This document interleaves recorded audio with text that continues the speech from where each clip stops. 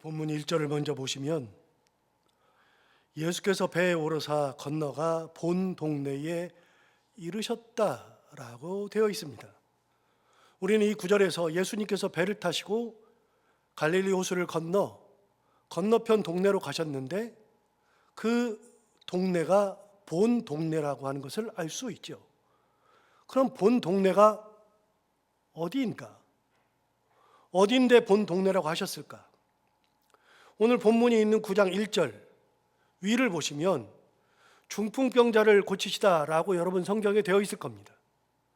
그리고 이 소제목 바로 밑에 괄호 안에 마가복음 2장 1절에서 12절, 누가복음 5장 17절에서 26절이라고 쓰여 있는 것을 볼 수 있는데 이 두 개의 병행 본문을 통해서 본 동네가 어디인지를 확인할 수 있습니다. 그럼 병행 본문은 뭐라고 말하는가? 이 두 개의 병행 본문 중 마가복음 2장 1절에 의하면 수일 후에 예수께서 다시 가버나움에 들어가셨다라고 되어 있습니다. 즉 예수님께서 가버나움에 가신 겁니다. 즉 본 동네는 어디인가? 가버나움이라는 것을 알 수 있죠. 그런데 왜 가버나움을 본 동네라고 했는가? 영어 성경을 보니까 His own town 이렇게 돼 있어요. 그 말은 무엇이냐면 번역하면 자기가 사는 동네라고 번역할 수 있죠. 그러니까 자기가 사는 동네, 즉 본 동네, 거기는 바로 가버나움을 의미한다는 겁니다. 그렇다면 본 동네가 가버나움이 맞는가? 예수님이 살던 동네가 가버나움이 맞습니다. 마태복음 4장 13절에 의하면 이렇게 기록되어 있습니다. 나사렛을 떠나 스불론과 납달리 지경 해변에 있는 가버나움에 가서 사셨다라고 되어 있죠. 예수님께서는 나사렛을 떠나셨고 해변에 있는 가버나움에 가서 사셨다는 겁니다.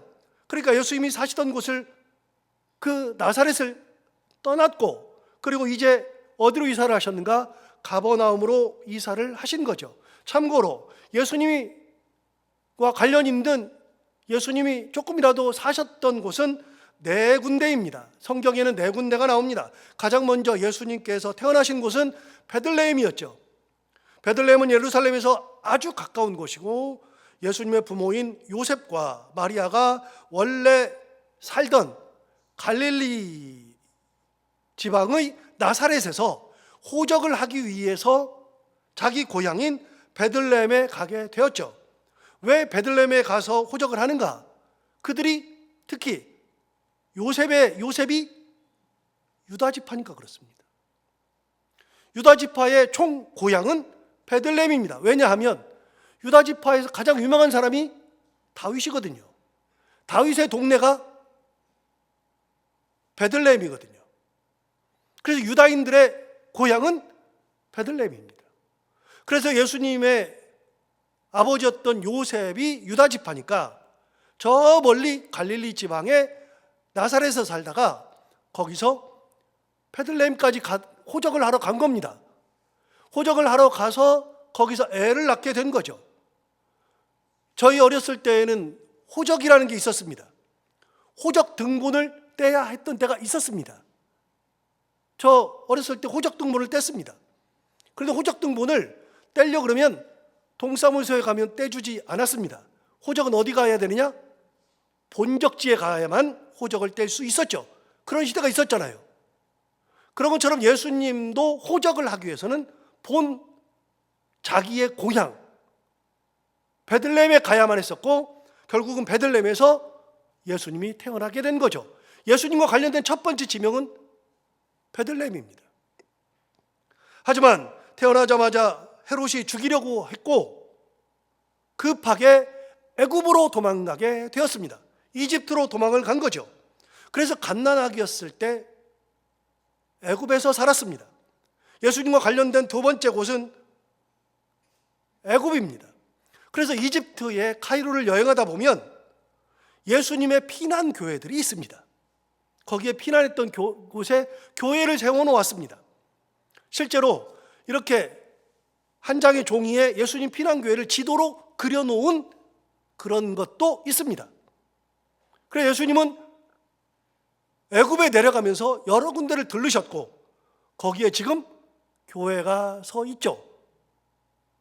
그래서 예수님의 예수님과 관련된 두 번째 장소는 애굽입니다. 그러다 헤롯이 죽게 되고 다시 가나안으로 돌아오게 되었는데, 원래는 베들레헴으로 다시 돌아가려고 했는데 헤롯이 죽은 후에 그 가나안 땅을 셋으로 나누어서 아랫지방, 중앙지방, 그리고 저 북부지방을 셋으로 나눠서 자기 아들에게 다 나눠줬는데, 그 유다지방 베들레헴을 통치하던 사람이 아켈라오입니다. 그래서 아켈라오라는 이름은 마태복음 2장에 나옵니다. 아켈라오가 너무 악하니까, 거기 가면 큰일 나겠다 싶으니까 천사가 꿈에 요셉에게 베들레헴으로 가지 말고 나사렛으로 가라. 그래서 나사렛으로 가서 살게 되었죠. 그렇게 예수님은 나사렛에서 가서 살았습니다. 언제까지요? 30살이 될 때까지요. 그리고 아까 마태복음 4장 13절에 나온 것처럼 나사렛을 떠나 해변에 있는 가버나움으로 가서 사시니라. 이거는 공생일 하시는 3년 동안 살았던 데가 가버나움인 겁니다. 그래서 본 동네입니다. 그가 살던 동네, his own town 이라고 성경은 기록되어 있죠. 그렇게 본 동네로 가신 겁니다. 자기가 살던 원래 동네로 갔어요. 지금 예수님께서 여기저기서 기적을 행하고 했는데, 이 바로 9장 앞에 8장에 우리가 두 번에 걸쳐서 말씀을 나누었는데, 8장 앞은 5, 6, 7장이 있어서 마태복음 5장, 6장, 7장은 산상보훈이라고 그랬잖아요. 산상보훈이니까 산에서 보배로운 말씀을 하신 겁니다. 산 위에서 하시다가 산에서 내려오시는 게 8장 1절 딱 돼 있잖아요. 산에서 내려오시니 큰 무리가 따랐다. 그러니까 8장에서는 산상보훈을 마치고 이 땅에 내려오시면서 평지로 내려오셨을 때 사람들이 따르기 시작하고 8장 내내 예수님을 따라다녔던 이야기가 등장하죠. 그러면서 여러 곳에서 기적을 행하고 많이 하다가 드디어 배를 타고 본 동네인 가버나움으로 가게 되신 겁니다. 갈릴리 호수를 배를 타고 가로질러서 가시게 된 거예요. 그래서 본 동네 가버나움에 들어갔습니다. 가버나움에 들어갔을 때 이야기를 오늘 하고 있죠. 그럼 2절에서는 뭐라고 하는가? 본 동네에 갔을 때 이런 일이 벌어졌습니다. 2절을 보시면 이렇게 말했습니다. 침상에 누운 중풍병자를 사람들이 데리고 왔다. 이 중풍병자는 거동을 못합니다. 그래서 침상에 누워있고 그 침상을 4명이서 그 침상 자체를 중풍병자를 메고 사람들이 예수님에게 데리고 왔어요. 그런데 예수께서 그들의 믿음을 보시고 중풍병자에게 이르시되 작은 자여 안심하라 내 죄의 사함을 받았느니라, 이렇게 간략하게 기록하고 있습니다. 그런데 아까 말씀드렸던 병행 본문, 마가복음과 누가복음에 나오는 병행 본문은 조금 더 상세하게 기록합니다. 병행 본문인 마가복음 2장 2절부터 4절을 보시면 이렇게 되어 있습니다. 많은 사람이 모여서 문 앞까지도 들어설 자리가 없게 되었다.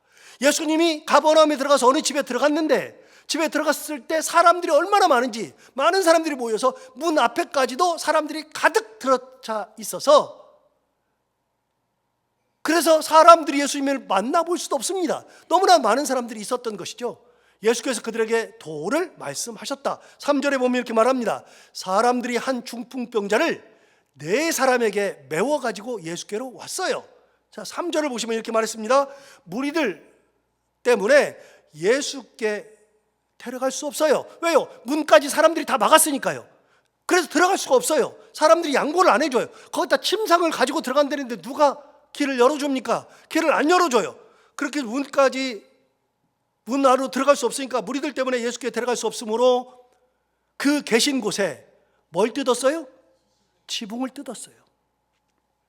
지붕을 뜯어 구멍을 내고 중풍병자가 누운 상을 달아 내렸다. 우리 이거 이미 들은 얘기예요. 지붕 뜯어가지고 중풍병자 내린 얘기 들었어요. 이거 마가복음 얘기예요. 똑같은 얘기인데 마가복음은 이렇게 기록했어요. 그러면 누가복음은 뭐라고 기록했는가? 누가복음에서도 똑같은 걸 기록하는데요, 이렇게 기록했습니다. 누가복음 5장 18절 19절 18절에 말합니다. 한 중풍병자를 사람들이 침상에 메고 와서 예수 앞에 들여놓고자 하였으나, 똑같아요. 19절 이렇게 말합니다. 무리 때문에 메고 들어갈 길을 얻지 못한지라. 사람이 많아서 메고 들어갈 길을 얻을 수가 없었어요. 그래서 이 사람들이 지붕에 올라가 기와를 벗기고 병자를 침상째 무리 가운데로 예수 앞에 달아 내렸다라고 마가복음과 누가복음은 정확하게 이렇게 기록합니다. 마태복음은 너무 쉽게 기록했어요. 아까 본 것처럼 마태복음에서는 이렇게 기록했잖아요. 마태복음 오늘 9장 2절에 의하면 침상에 누운 중풍병자를 사람들이 데리고 오거늘 예수께서 그들의 믿음을 보시고 그냥 사람들이 데리고 왔대요. 그게 끝이에요. 지붕 뜯은 얘기가 없어요. 이걸 보면 정확하게 모르지만 마가복음 누가복음에 보면 이 중풍병자를 데리고 예수님 앞에 갈 수 있는 길이 없었는데 갈 수 있는 유일한 길은 지붕밖에 없어서 지붕을 뜯어내버리고 구멍 난 데다가 침상째 달아 내려서 예수님 앞에 가게 되었다라고 이야기하고 있습니다. 여러분은 저에게 물을 겁니다. 아니 목사님, 아니 어떻게 지붕을 뜯어요? 말이 돼요? 라고 할 수 있습니다. 우리식으로 생각하면 지붕을 뜯지 못합니다. 절대로 못 뜯죠. 그거 뜯으려면 하루 종일 뜯어야죠. 그런데 당대 이스라엘의 지붕 구조를 알면 쉽게 이해가 됩니다. 당대 이스라엘의 지붕은요, 일단 나무로 들보를 이렇게 해서 나무 이렇게 세우고 나무로 들보를 놓은 다음에 거기에 잔가지를 이렇게 넣어요. 잔가지를 넣고 거기다 흙을 덮어요. 흙을 뭐 이렇게 진흙 같은 걸 해가지고 그냥 이렇게 해서 해요. 그러니까 사실은 하늘도 보여요. 왜요? 우리는 그러면은 제가 아프리카 가서 가장 마음이 불편했던 게 그거예요. 어떤 데는요 하늘을 아예 뚫어놓고 살아요. 그럼 불편해요. 왜요? 아니 큰일 나잖아요. 비가 오면 어떡해요? 눈 오면 어떡해요? 거긴 비가 안 와요. 잘 오질 않아요. 그러니까 제가 한국에서 살다 보니까 한국적 마인드를 가지고 생각을 가지고 거기 가서 보니까 불편해요. 그런데 실제로 가보니까 거기는 비가 안 와요. 이스라엘만 해도 비가 그렇게 많이 오지 않습니다. 그러니까 여기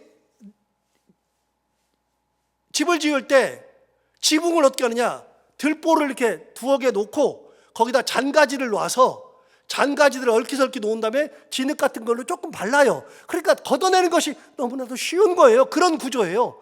그러니까 아예 그 집 지붕을 뚫고 내려버린 겁니다. 그런데 아무리 그렇다고 할지라도 지붕 위로 올라가고 거기서 지붕을 뜯고 중풍병자의 침상을 내린다고 하는 것은 쉽게 생각할 수 있는 것이 아닙니다. 이 중풍병자를 누가 메고 왔느냐? 사람들이 메고 왔어요. 그러니까 중풍병자하고 친한 사람들일 겁니다. 누군지는 몰라요. 성경에는 누군지 정확하게 말한 적이 없어요. 친구인지 가족인지 아니면 동네 사람인지 모르긴 모르지만 이 사람들이 한마음이 된 거예요. 왜요? 예수님 앞에 가면 병고침이 있다는 믿음. 그런 믿음이 없는데 그런 짓을 해요? 그런데 그 네 사람은 한마음이 됐어요. 그래서 지붕을 뜯어내요. 이거 쉬운 게 아닙니다. 여러분, 내가 정말 사랑하는 사람이라 할지라도 100번 양보해서 내가 진짜 사랑하니까 이렇게 할 수는 있을 겁니다. 그럼 이 사람들이 중풍병자를 진짜 엄청 사랑하느냐? 그건 모릅니다만은, 그러나 결과적으로 봤을 때 그들은 중풍병자를 낫게 하고 싶었던 사람들입니다. 어떻게 하면 낫느냐? 주님 앞에 갔을 때 나은 겁니다. 그 믿음. 주님 앞에 가면 반드시 낫는다는 믿음. 중풍병자는 세상의 의원에게도 보였을 것이고 참 많은 것을 시도를 해봤을 텐데 안 됐는데, 그런데 결정적으로 주님께서 은혜를 주시면 낫는다는 믿음이 있으니까 그렇게 하는 거예요. 여러분, 무모한 짓을 사람들이 왜 합니까? 이 사람들은 아까 말씀드린 것처럼 불특정 다수입니다. 특정되지가 않았어요. 친구들 특정되잖아요. 부모님 특정되잖아요. 어떤 사람인지 알잖아요. 누가 왔다 그러면 알잖아요. 특정 다수잖아요. 그런데 누군지 성경에 보면 사람들이래요. 불특정 다수예요. 누군지도 몰라요. 그런데 그런 사람들이 이런 무모함과 수고를 감내해 주었습니다. 답은 딱 하나일 겁니다. 진짜 사랑해서, 진짜 병을 고치기 위해서, 진짜 예수님 앞에 가면 병을 고칠 수 있다는 믿음을 가졌기에. 그래서 예수님이 어떻게 하십니까? 아까 9장 2절을 다시 보시면 침상에 누운 중풍병자를 사람들이 데리고 왔어요. 그랬더니 그 다음에 뭐 이렇게 지붕에 내리고 그런 거는 기록은 없지만 뭐라고 돼 있냐? 그들의 믿음을 보셨다. 너무 놀라운 거는요, 중풍병자가 나아야 되는데 중풍병자의 믿음을 본 게 아니라 누구 믿음을 봤어요? 그들의 믿음을 봤어요. 그들이 누굽니까? 중풍병자를 메고 온 불특정 다수입니다. 그들의 믿음이 뭐냐? 우리 주님에게 가면 나을 수 있다는 믿음. 어느 누구를 할지라도 주님 앞으로 가면 주께서 은혜 주시고, 주께서 은혜 주시면 병이 낫고, 주께서 은혜 주시면 문제가 해결되고, 주께서 은혜를 주시면 나의 삶이 주님의 은혜 가운데 더 좋은 길로 간다는 믿음, 그 믿음이 있으면 주님께서는 그 믿음을 보신다는 거예요.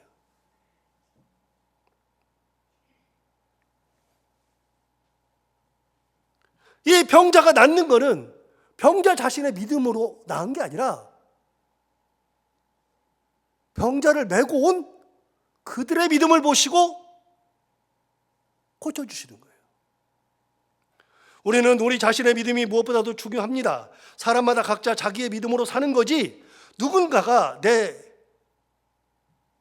믿음으로 네가 은혜를 받는다 이런 거 상상하기 힘들어요. 내 믿음으로 네가 은혜를 받아요? 아니, 네 믿음으로 네가 은혜를 받는 거지 내 믿음으로 왜 네가 은혜를 받아? 우리 이렇게 생각할 수 있어요. 당연하죠. 내 믿음으로 내가 은혜를 받는 거지 내 믿음으로 어떻게 다른 사람이 은혜를 받아요?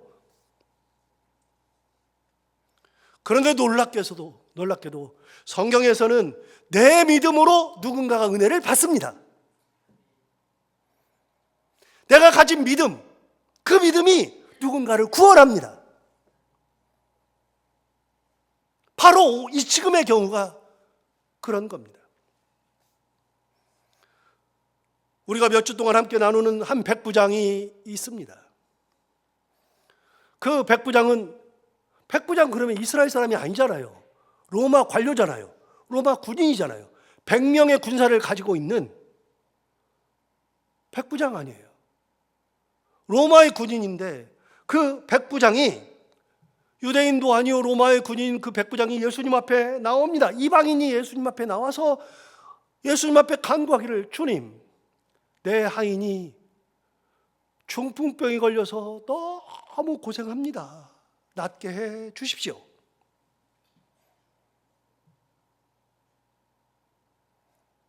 이미 우리가 아는 것처럼 주님께서 가자 그랬더니, 주님 안 가도 됩니다. 우리 집에 오는 것을 감당 못합니다. 왜요?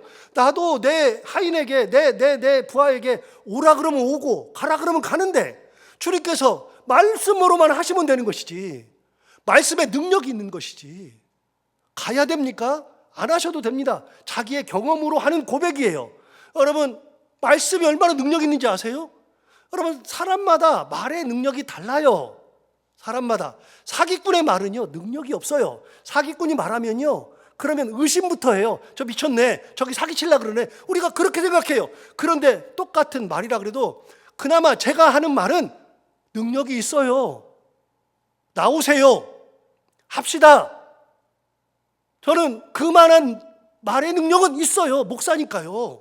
여러분 신뢰하니까요. 여러분, 대통령의 말은 능력이 있어요. 이거 해라 그러면 하는 거잖아요. 말이 능력이에요. 여러분, 하나님은요, 하나님은 얼마나 능력이 강한가, 말의 능력이 얼마나 센가. 여러분, 하나님은 이렇게 말씀하셨어요. 빛이 있으라 하시니 빛이 있었더라. 하나님은 말씀이 능력이에요. 천지를 뭘로 만들었어요? 말씀으로 창조하셨어요? 여러분, 그러면 성경에 천지를 말씀으로 창조하셨다는 내용이 나와요, 안 나와요? 창세기 1장에 천지를 말씀으로 창조하셨다, 그게 나와요? 안 나와요. 그건 우리가 그냥 하는 얘기예요. 근데 어떻게 하느냐? 그걸 보고 하는 거예요. 빛이 있으라 하시매 빛이 있었다. 말씀으로 만드신 거잖아요. 해와 달과 별을 말씀으로 창조하셔요. 말씀이 능력 있어요. 여러분, 우리가 많이 하는 노래 중에 이게 있어요. 예수님이 말씀하시니, 예수님이 말씀하시니. 우리 다 했잖아요. 뭐라 그랬어요? 물이 변하여 포도주 됐네. 여러분, 물이 변할 때 물이 포도주로 변해라 말하면 되는 거예요. 나사로야 나오라 그러면 나오는 거예요. 여러분, 예수님께서 나사로를 살릴 때 나사로가 그 무덤이 있어요. 요즘 우리 새벽기도 이거 했어요. 새벽기도 하는데 나사로의 무덤이 있어요. 거기가 복잡하다 그랬잖아요. 내려가기도 힘들고 올라오기 힘들고. 그런데 나중에는 수족 손과 발을 꽁꽁 묶였는데 나왔어요. 진짜 불가사의예요. 얼굴은요 수건으로 쌌어요. 그래서 보이지도 않아요. 그런데 이 나사로가 죽은 지 나흘 됐어요. 예수님께서 무덤의 문을, 이 돌을 옮겨놓으라 그랬더니 예수님 앞에 사랑하던 그 마리아와 마르다가 뭐라 그래요? 주님, 죽은 지 나흘이나 되었습니다. 벌써 썩은 냄새가 납니다. 안 하셔도 됩니다. 못합니다. 그러는데 주님께서 뭐라 그러냐면 나사로야 나오라 그랬어요. 나사로야 나오라 그랬어요. 뭘 한 게 아니에요. 나사로야 나오라. 말씀으로 하셨어요. 그런데 수족을 묶인 채로, 얼굴을 수건으로 다 감싼 채로 그 복잡한 데를 나와요. 여러분, 말씀이 뭐예요? 말씀이 능력이에요. 누가요? 하나님이요.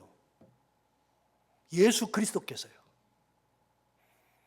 그래서 우리가 노래하잖아요. 예수님이 말씀하시니 죽은 나사로가 살아났다네. 우리 다 그렇게 노래하잖아요. 여러분, 말씀하시면, 그래서 후렴에 뭐라 그래요? 예수님, 예수님, 나에게도 말씀하셔서 새롭게 변화시켜 주소서. 우리 이렇게 노래했잖아요. 지금 하잖아요. 말씀이 능력이, 백부장이 얘기했어요. 주님, 말씀하시면 되지. 나도 가라 그러면 가고 오라 그러면 오고, 나도 말에 힘이 있는데 주님은 그냥 낳으라고, 낳는다고 말씀하시면 됩니다. 그래서 주님께서 낳게 하셨잖아요. 낳았다 그랬더니 가요. 가는데 집에 가가지고 확인해 봤어요. 언제 낳았니? 그랬더니 주님께서 말씀하시던 그때 낳은 거예요. 여러분, 하나 물어봐요. 이 백부장의 하인은 한 게 뭐 있어요? 백부장의 하인이 백부장에게, 자기 주인에게, 주인님, 예수님 오신다는데 가서 내 얘기 좀 해줘요. 그래요? 뭘 했어요? 누워있을 뿐이지. 누가 구원해요? 백부장의 믿음이 하인을 낫게 하는 거예요. 이거 기가 막힌 얘기예요. 다시요. 내 믿음으로 내가 은혜를 받죠. 우리는 그렇게 말해요. 당연하죠. 내 믿음으로 내가 구원받고 내가 은혜 받고. 그런데요, 성경은요, 내 믿음으로 상대방이 은혜 받는 경우가 많아요. 회당장 야이로는 12살 된 딸이 죽어가자 예수님께 나와서 자기 딸을 고쳐달라고 했습니다. 회당장이 누굽니까? 종교 지도자입니다. 그런 사람들은 예수님하고 싸움만 했지 어느 누가 이런 사람이 있습니까마는, 회당장은 자기 딸이 죽어가니까, 12살밖에 안 된 자기 딸이 죽어가니까 체면도 없고 종교 지도자 허울 뿌리고 다 필요 없고 일단 내 딸이 나아야 되니까 예수님 앞에 고쳐달라고 했습니다. 그 딸 백부장의 하인처럼, 아까 백부장의 하인처럼 그 딸이 집에 있고 죽어가요. 할 수 있는 게 없어요. 그래서 예수님께서 알았다, 가자, 고쳐줄게. 그래서 가요. 가는데 사람들이 와요. 집으로 가는 사이에 사람들이 왔어요. 중간에서 백부장, 이 회당장 야이로를 그 집에서 온 사람들이 딱 만나요. 만나가지고서 뭐라 그러냐면, 당신 딸이 죽었습니다. 이제 선생님을 더 괴롭게 하지 마세요 라고 얘기해 줬어요. 죽었대요. 예수님 뭐라 그러세요? 아니다, 잔다, 가자. 그래서 가가지고 그 소녀를 봤는데 저 죽어있네요. 그런데 놀라운 게 있어요. 예수님 뭐라 그러셨냐면 달리다 쿰 그랬다. 우리가 잘 아는 달리다 쿰. 쿰은, 여러분, 쿰은 일어난다는 뜻이에요. 일어난다. 달리다 쿰 그랬으니까 소녀야 일어나라. 우리 성경에 번역한즉 소녀에 일어나라. 그래서 달리다 쿰 그랬다고요. 그랬더니 이 소녀가 벌떡 일어났어요. 다시요? 누구 믿음으로 일어나요? 딸이 그랬어요? 딸이 뭘 했어요 도대체가? 아무것도 한 게 없어요. 딸의 믿음으로 한 게 아니에요. 누가 했어요? 아빠가 살렸어요. 아빠의 믿음이 딸을 살려요. 예수께서 두로 지방에 가셨을 때입니다. 수로보니게라는 지명으로 가셨습니다. 그래서 수로보니게 여인, 우리가 흔히 말합니다. 수로보니게라고 하는 것은 참고로 수로와 보니게가 합해진 단어라 그랬잖아요. 수로는 수리아예요. 수리아에서 나온 단어가 수르예요. 그래서 우리가 아수르 그러잖아요. 구약시대에 있었던 단어가 수르예요. 수리아, 아수르. 그 수로 플러스 보니게는 페니키아라는 뜻이에요. 페니키아. 이거는 구약시대에 있던 단어가 아니에요. 페니키아라는 단어예요. 그러니까 구약 단어와 신약 단어가 같은 지역인데 그 두 개의 단어가 붙어가지고 수로 보니게가 된 거예요. 우리가 흔히 잘 알기로 두로와 시돈, 저 북쪽, 이스라엘이 아니라 이스라엘 북쪽, 저 북쪽에 있는 두로와 시돈 지방입니다. 여러분, 두로와 시돈은 유명한 게 두 개가 있는데 시간이 갔으니까 뭐 두 개 다 얘기할 건 없고, 나중에 여러분 솔로몬이 성전을 지을 때 그때 백향목을 가져왔던 데가 어디예요? 두로에서 가져왔어요. 두로에서 백향목을, 지금의 레바논이에요. 거기서 나무를 잘라가지고 육로로 가져오면 힘드니까 거기서 바닷가로 가서 바닷가에서 뗏목에다가 싣고 거기서 요바로 와가지고 요바에서 예루살렘까지 육로로 가져온 거예요. 그렇게 해서 성전을 지어요. 거기가 두로와 시돈이에요. 이방 지역이에요. 거기를 가셨어요. 가셨더니 한 여인이 예수님께 나옵니다. 예수님, 내 딸이 귀신 들렸나이다. 고쳐 주옵소서라고 얘기했어요. 그래서 예수님이 말합니다. 야, 자녀로 먼저 배불리는 것이고 먹게 하고 자녀에게 떡을 주는데 개들에게 던지는 것은 이게 마땅한 것이 아니라, 야, 니네들은 이방인들 개 같은 인생이다. 이거 보면 우리가 예수님에 대해서 오해할 수 있어요. 예수님이 이방 사람들 개 취급했나? 아니요. 그 여인의 믿음을 보는 거예요. 믿음을 보는 거예요. 떡을 자녀에게 주는 거지 그 떡을 개한테 안 준다. 그랬더니 이 여인이 이렇게 말합니다. 주님, 맞습니다. 하지만 상 아래에 있는 개들도 아이들이 먹는 부스러기를 먹습니다. 그러니 부스러기라도 먹을 수 있는 은혜를 주옵소서. 여기서 이 여인이 강구한 게 뭐냐? 부스러기의 믿음이에요. 떨어진 부스러기 같은 것을 줘도 그거는 주께서 주시는 거니까 부스러기라도 받겠다는 믿음. 수로보니게 여인의 믿음은 부스러기 믿음이에요. 그러자 예수님께서 뭐라고 말씀하시냐? 네가 이렇게 말했으니 돌아가라. 귀신이 내 딸에게서 나갔느니라. 여러분, 수로보니게 여인의 딸은 귀신이 들렸어요. 여러분, 귀신 들린 아이가 귀신 들렸는데 예수님 앞에 와서 예수님 고쳐줘요. 그래요? 귀신 들렸는데? 예수님, 내가 죽겠어요. 귀신 들려가지고 미치겠어요. 그래요? 귀신 들린 사람은 아무것도 안 해요. 예수님 오는 걸 더 싫어하죠. 당연하지 않겠습니까? 그런데 그 귀신 들린 딸을 고친 게 누구 믿음이에요? 엄마 믿음이라고요. 엄마 믿음. 자, 여기서 답이 나옵니다. 내 자녀 누가 살립니까? 내 믿음으로 살릴 수 있는 겁니다.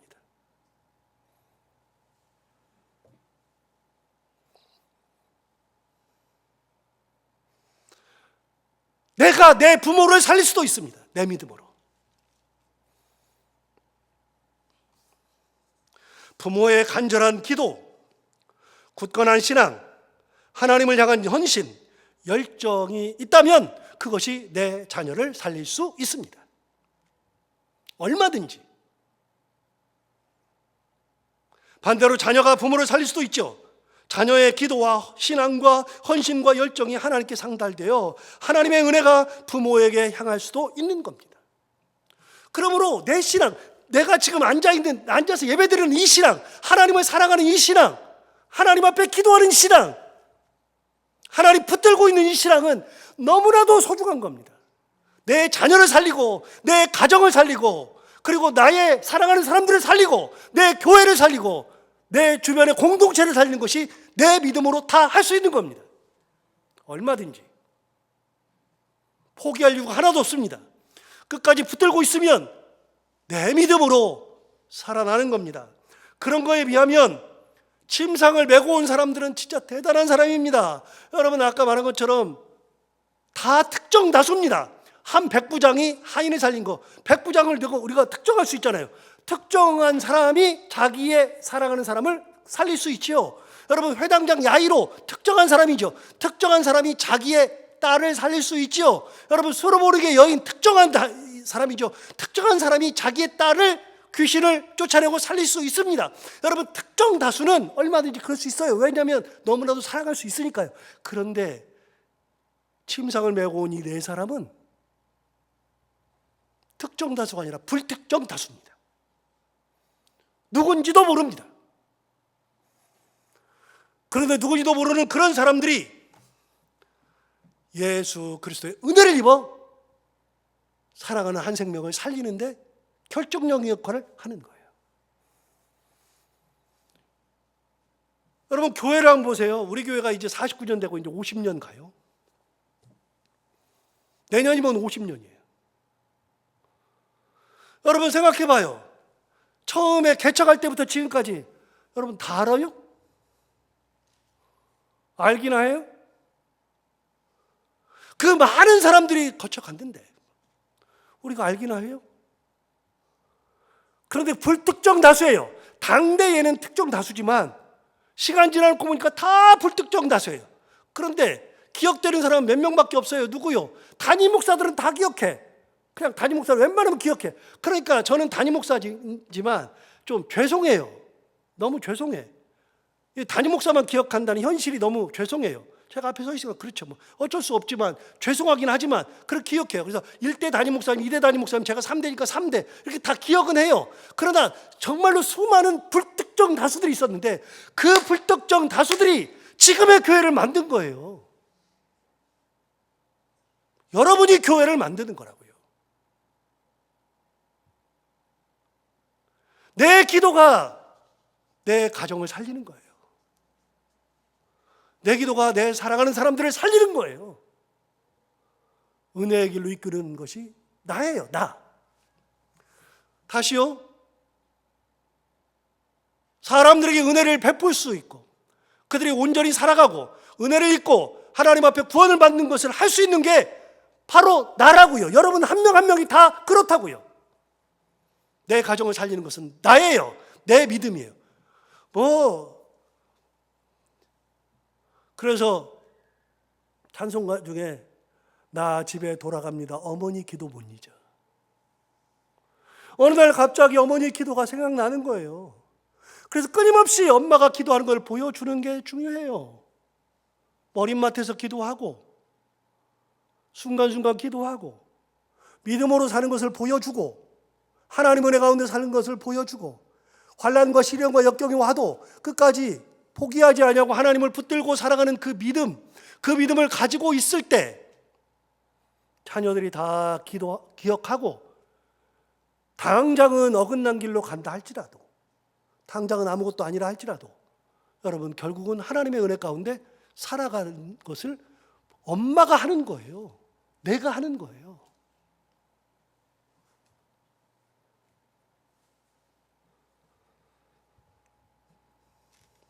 저 얘기했잖아요.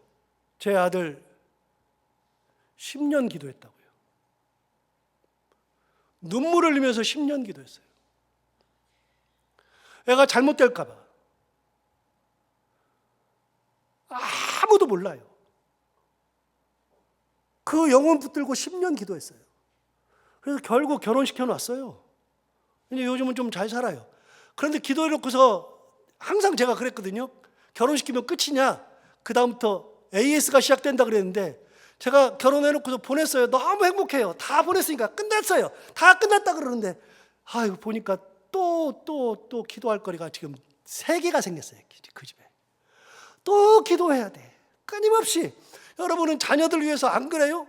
그런데 그게 하나도 안 사라져요. 하나님 앞에서 기도하는 것이 하나님 앞에 기도하고 하나님 붙들고 살고 하나님 은혜 가운데 있었던 거, 내가 그렇게 사는 거, 내가 침상을 메고 가는 열정으로 하나님 앞에 가는 거, 내가 개취급을 당해도 부스러기를 받겠다는 그 믿음으로 가는 거, 그것이 하나도 땅에 떨어지지 않고 하나님께서 다 기억하시는 거예요. 전부 다.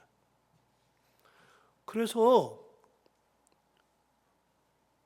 어떤 일이 있어도 낙담할 필요가 없어요. 신앙은, 내가 신앙생활하는 것은 하나도 어긋남이 없고 버릴 것이 없어요. 하나님 다 기억하시고 좋은 길로 인도하신다. 아까 2절을 다시 볼까요? 2절에 이렇게 말했습니다. 침상에 누운 중풍병자를 사람들이 데리고 오거늘 예수께서 그들의 믿음을 보시고 중풍병자에게 이르시되 작은 자야 안심하라, 내 죄 사함을 받았느니라. 사람들이 메고 왔는데 예수님은 중풍병자의 믿음을 보신 것이 아니라 사람들의 믿음을 받는데, 예수님께서 선포하시는 것은 누구한테예요? 중풍병자에게요. 작은 자야 안심하라. 중풍병자에게 이르시되 작은 자야 안심하라, 내 죄 사함을 받았느니라. 그 죄 사함은 사랑하는 사람들에 의해서 주어진 것이다. 오늘 우리는 다 이 침상을 메고 오는 그 사람들의 믿음처럼 뚜벅뚜벅 하나님을 바라보며 은혜 가운데 살아가서 하나님의 영광을 드러내고 사람들을 살리는 그 믿음으로 살아가는 저희들 모두가 다 되기를 바랍니다. 기도하겠습니다. 하나님 아버지 감사합니다. 오늘 귀한 말씀 우리를 깨우쳐서 감사합니다. 그들의 믿음을 보시고, 이 말씀이 얼마나 대단한 것인지 묵상을 해보니 정말 대단한 말씀을 하셨습니다. 주님, 나의 믿음을 보시고 나의 헌신을 보시고 나의 열정을 보시고 내가 하나님 붙들고 사는 거 끝까지 좌절하고 고난 가운데 힘들어하고 하지 아니하고 끝까지 하나님 붙들고 사는 것을 보시고, 주께서 내 믿음을 보시고 나를 살리시고 자녀를 살리시고 부모를 살리시고 가정을 살리고 교회를 살리시고, 하나님 아버지, 내가 그런 침상을 메고 가는 믿음으로 살아가는 저희들 모두가 다 되게 하여 주옵소서. 감사하며 예수님 이름으로 기도하옵나이다.